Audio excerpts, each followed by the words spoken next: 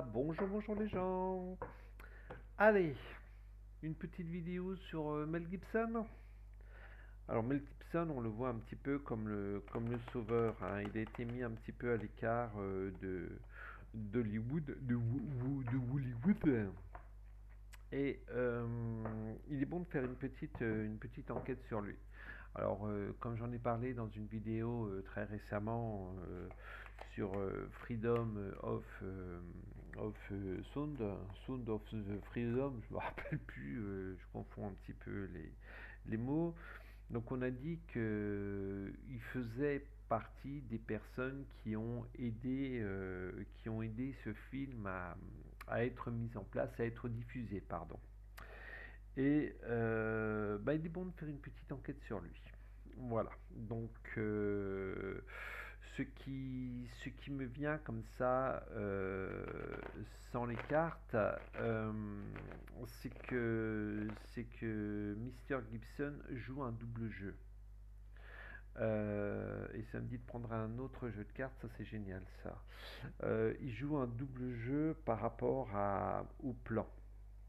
Alors nous, ce qu'on appelle le plan, c'est tout ce qui est archontique, tout ce qui est mis en place au niveau archontique, hein. Euh, Allez, Mister Mel Gibson, qu'est-ce que les cartes vont nous dire par rapport à cela? Non, un petit peu trop là, je veux pas tout ça. Allez, parce que bon, Mel Gibson, d'après ce qu'on a compris, il a été très critiqué, je me rappelle, par rapport au truc du Christ qu'il avait fait là, je me rappelle plus le nom du film qu'il avait fait. La Passion du Christ, je crois. Il a été très controversé et on va dire qu'il a été mis un petit peu à l'isolement. On a fait croire qu'il s'est mis à l'isolement. Il a une période désertique, mais ces genres de personnes, vous savez, aujourd'hui, c'est des personnes qui sont pas milliardaires, je vais peut-être pas dire milliardaires, mais multimillionnaires. Euh, donc on n'écrase pas des personnes comme ça. Euh,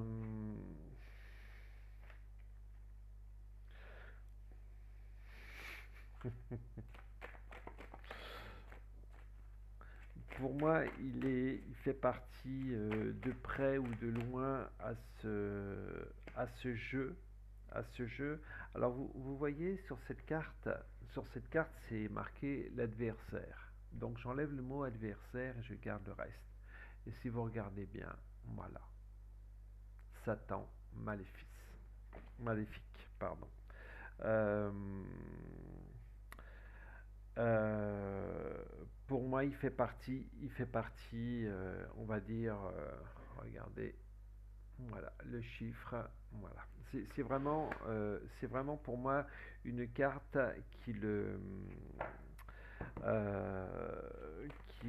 qui le met vraiment en valeur. Donc, rappelez-vous de ce que j'ai dit sur ce film qu'il était fait pour ouvrir des peurs et puis que les gamins soient pucés.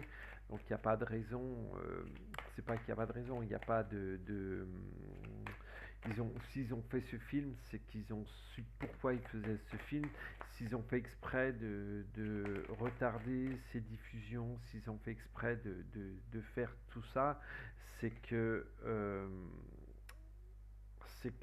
c'est pour marquer les gens, c'est pour vraiment mettre les gens dans la peur. Je ne dis pas que les réseaux pédocriminels n'existent pas, mais c'est pour faire prendre conscience aux gens, oula, attention, votre enfant est en danger, mais nous, on a la solution. C'est tout un plan.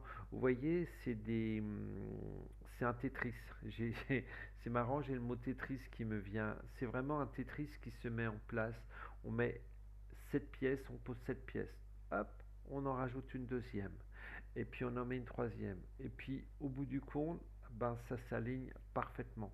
Parce que les gens sont tombés dans le piège. Ils savent que la population vit dans la peur, vit dans la terreur. depuis leur histoire de Coco qui n'a pour moi été... je ne dis pas que le coco n'a pas existé, pour moi c'est une très forte grippe. Ils ont su muter des gènes pour faire une nouvelle maladie, mais pour moi ça reste une très forte grippe. Après, attention, ce n'est que ma façon de voir les choses. Euh, à côté de ça, donc ils ont créé un vaccin. On vous a fait peur, on a joué sur toutes ces peurs. Ben, oui, il faut vous faire picouser. Surtout, n'allez pas voir vos grands-parents parce que voilà, on vous isole, etc. C'est ce qu'ils ont réussi à faire pendant 2 mois, 2 mois et demi. Je sais même plus parce que pour moi c'est derrière. Ça fait partie de l'expérience. Mais ils ont joué sur vos peurs, sur nos peurs. Voilà, et c'est ce qui est vraiment très très important. Et là, pour en revenir à notre sujet du jour, Gibson, il fait partie de ce Tetris qui est en train de se mettre en place par rapport à ce film et par rapport à ses peurs, par rapport à ses peurs futures de oula, moi je fais pucer mon enfant. Comme ça, je sais exactement où il sera et quand il sera, etc., etc. Surtout, réfléchissez bien à ça. Réfléchissez bien à ça. Donc, notre cher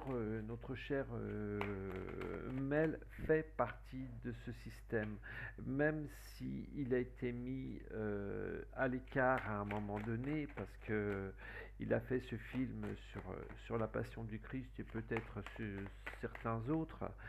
J'ai celui-ci qui me vient principalement. Il avait remué beaucoup la merde par rapport à tout cela.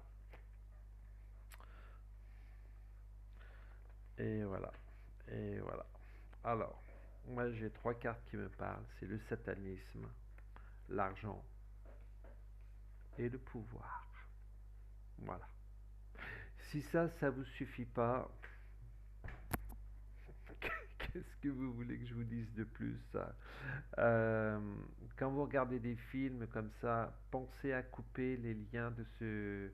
Alors, c'est peut-être un petit peu bête, mais je vais vous donner un petit conseil. Quand vous regardez un film qui vous marque, que ce soit un film d'horreur, que ce soit un film très triste qui vous touche, même les films rigolos, etc., intentionnez de couper les liens avec ce film à la fin du film.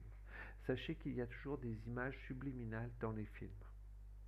On ne s'en rend pas compte, mais il y a toujours des images subliminales. Euh, et ça me rappelle, ouais, je vais continuer la vidéo là, elle va être longue. Vous allez, ah, il fait suer avec ses souvenirs. Quand on était petit, la première fois que j'étais au cinéma, je me rappelle, il y avait toujours un entracte au milieu du film où la nana venait vendre les glaces, etc. Et vous aviez énormément de personnes qui se laissaient prendre au piège.